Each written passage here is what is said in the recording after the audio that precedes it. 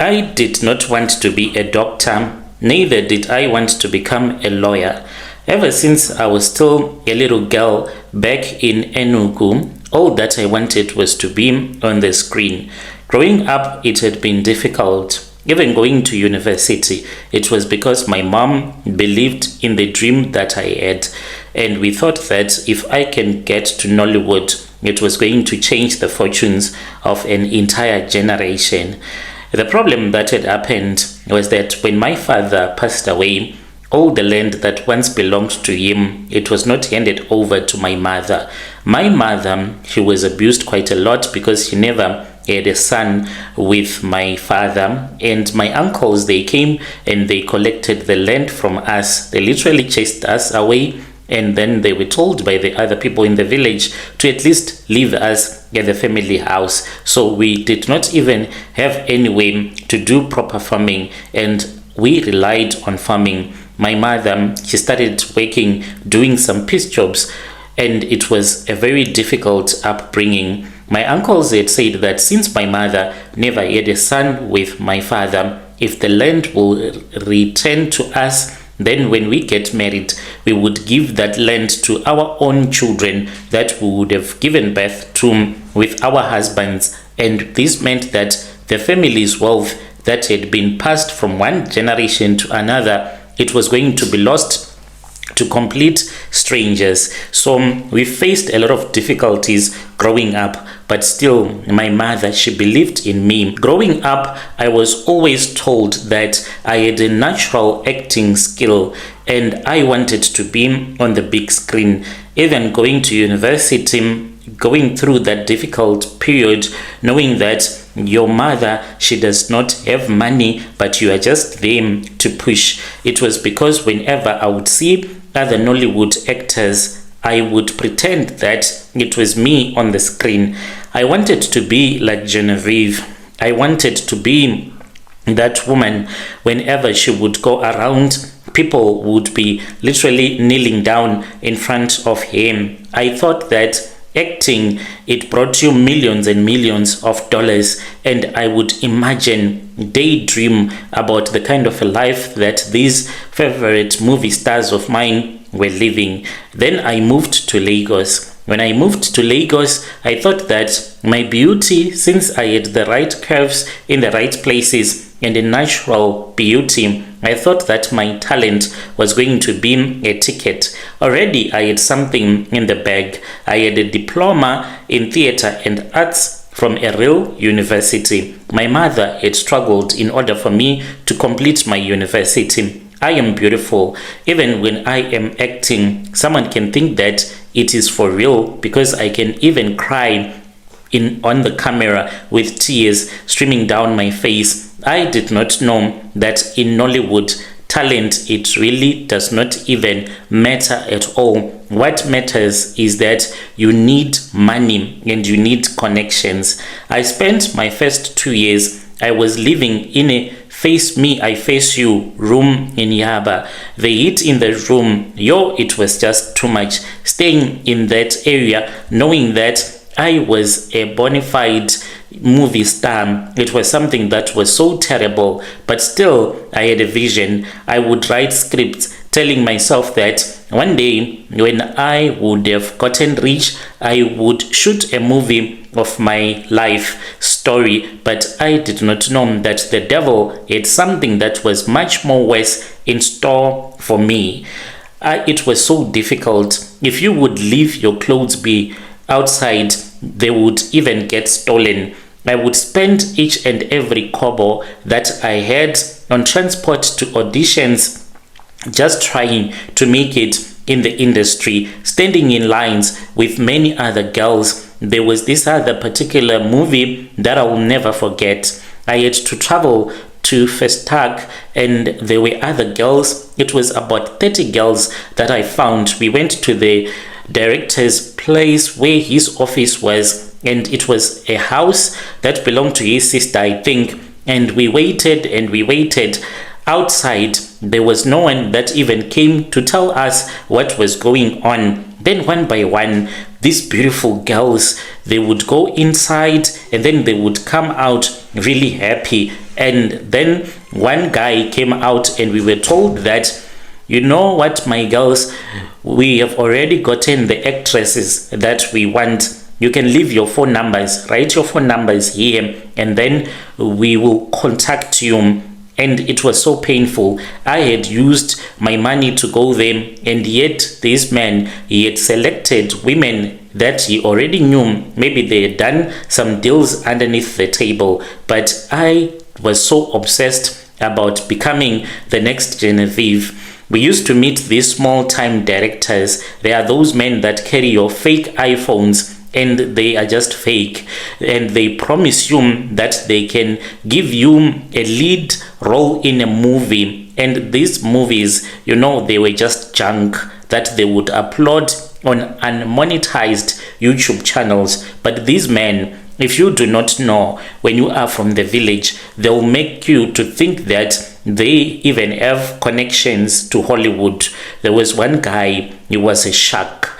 They tell you all the good things that you are going to experience if you start to work with them. They can even tell you that they can build you a portfolio and tell you to be committed to you. Since I was obsessed, I did not even think much about some of the places where I would end up in.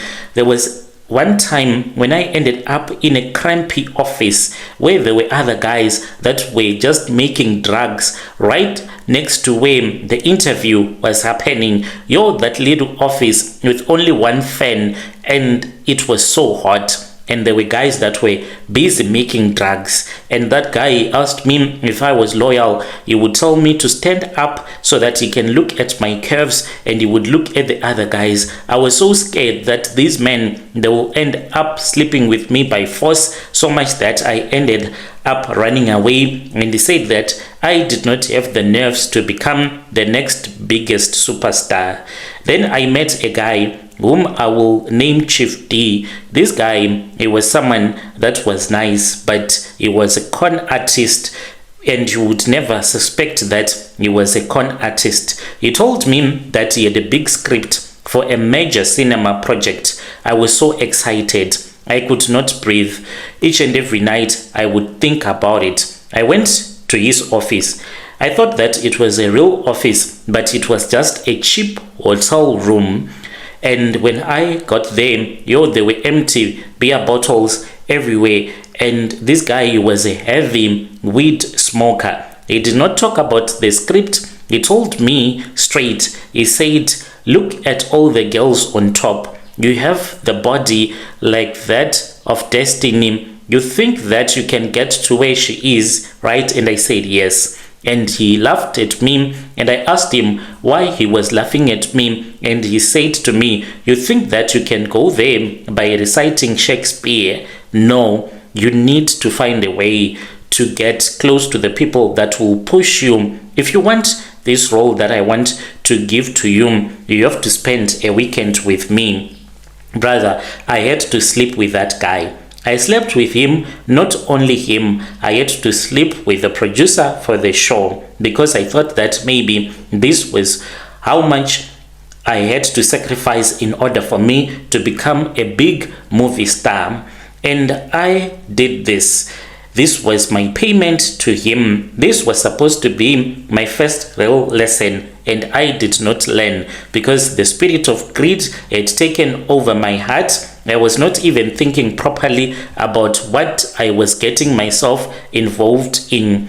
I was in the lower levels of Nollywood, and the producers, the directors, they use these young girls that want to become movie stars. They sleep with them. They will have threesomes, foursomes with these girls. There was even one stage when these guys, they would book at a hotel. I would go there with that fake small-time director and with the producer. They would give me some charms so that I can drink and I can feel horny, and they would sleep with me throughout the night.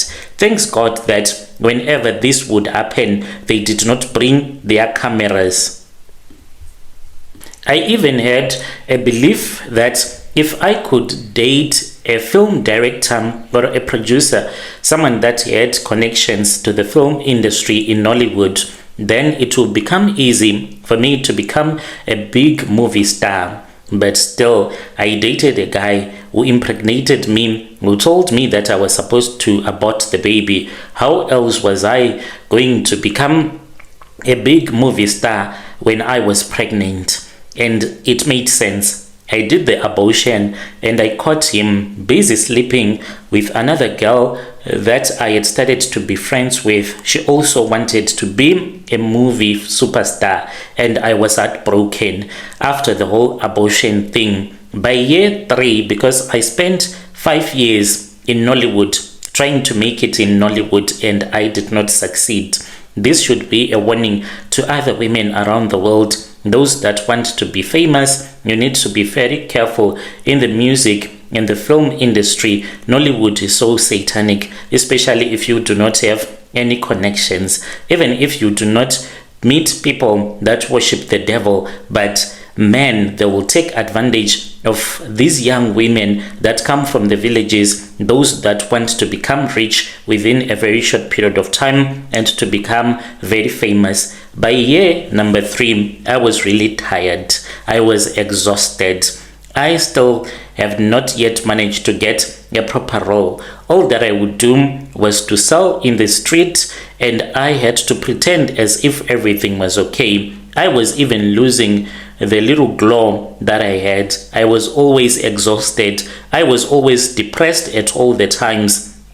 And I would avoid to watch any kind of a movie because this even made me to become more depressed, asking myself if I would even be able to become a famous movie star in Nigeria. It would hurt when I would see some of these girls who could not even deliver a simple line without stuttering, watching them on some big movies alongside famous movie stars. There was one girl who had done the same thing that I had done, who had slept with different directors. I even asked her, how was it that I had slept with the same director, but that director did not give me a movie role, yet she had been given several roles. That girl, she had zero acting skills, but suddenly she was being taken to Dubai and she bought a Lexus car. And it was something that I could not even understand, like what was happening. I once saw her in a trashy movie that I was rejected from, and she was able to get so much money from that trash of a movie. She told me that she had slept with the director on set as well as the producer for that movie, but I had done the same thing, but I was unable to get to where I wanted to get to. I approached this other girl. This girl, I knew her very well. We had once met at a certain movie premiere and I had gotten her phone numbers. I spoke with him and I said, ma'am, I need to talk to you. I went to her house, then I started crying and I told him that I was so depressed and I needed at least a job, I needed money, I wanted a movie role. She then said, okay, it's fine. You know, there is someone that can help you actually. This person stays in Lekki. She told me that if I wanted to get into the film industry for real, I was supposed to go to Lekki, where she was going to take me to, if I agreed. First, when we were in her house, she then took out a clay pot and she said that I was supposed to drink the blood that was inside. She told me that she had the habit of slaughtering chickens and putting the blood inside of the clay pot. This helped her so that people can like her. It gave her good luck. As a Christian, this was really weird to me. That is why she had said, I can only go with you to Lekki after you would have agreed to drink this blood. And she was not even scared about telling me that she had this blood she always drinks that she kept in her house. And then I drank the blood. She took me to a man in Lekki. When we arrived there, it was a very beautiful house. He actually stayed in a beautiful mansion. And then we started to talk. He told me that my star was blocked by the spirit of poverty, as well as my uncles, whom I had left in the village. In order for me to become a big performing superstar, I was supposed to have a ritual in order for me to be blessed by the gods. And he said that I was supposed to sacrifice. I was told that I was supposed to bring money.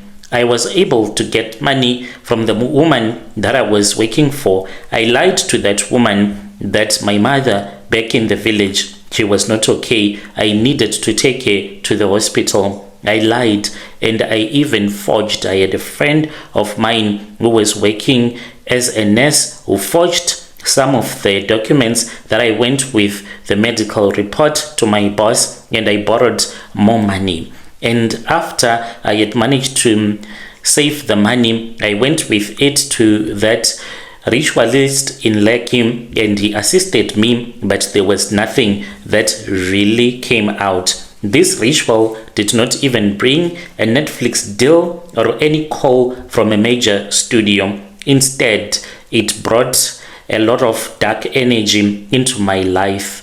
I started getting calls from these big men. So these men, they were your blessers. To this very day, these are the men that helps me to sustain my life. I ended up being impregnated by a politician. He is the one that gives me money as well. He really does not mind if he hears that I am in Dubai with another guy.